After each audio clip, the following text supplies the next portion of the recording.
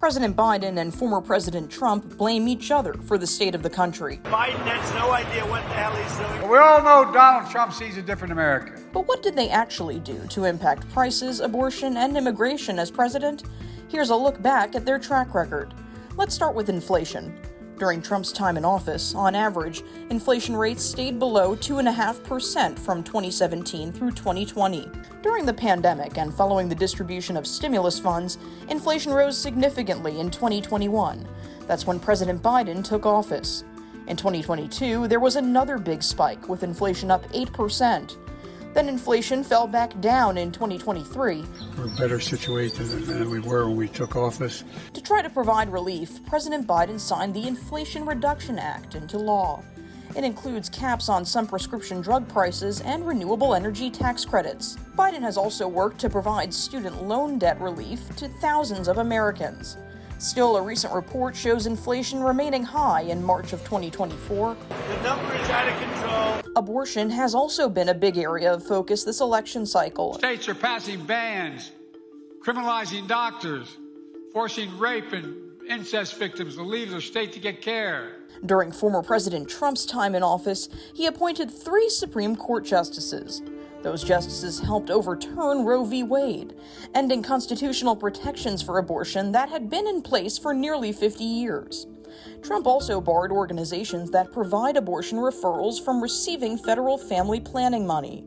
But in a recent video statement, he said laws on abortion access should be left to the states.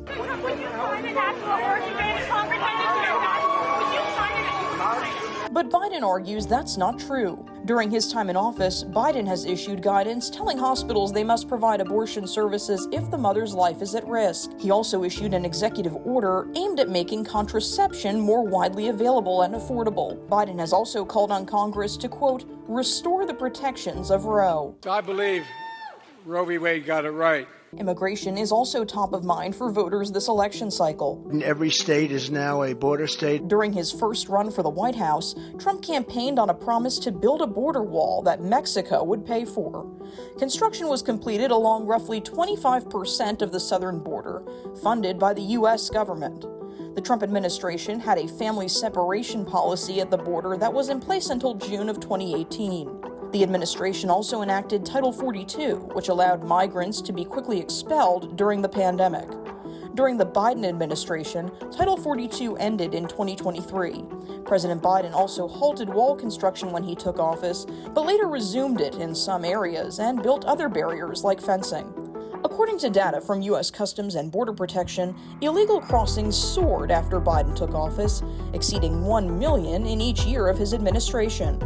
But there was also an increase in deportations and returns of migrants compared to each year during the Trump presidency.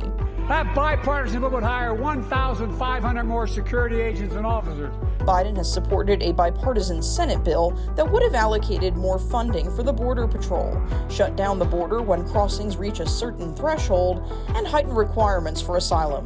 But Trump led calls among Republicans to block the deal. There is zero chance I will support this horrible open borders betrayal of America.